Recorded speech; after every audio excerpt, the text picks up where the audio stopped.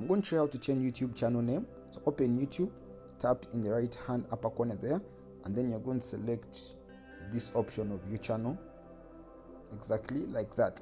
And now you're going to see a pencil icon near the analytics section right there, shown by the arrow. You have to select it, and now you're going to see your channel name there.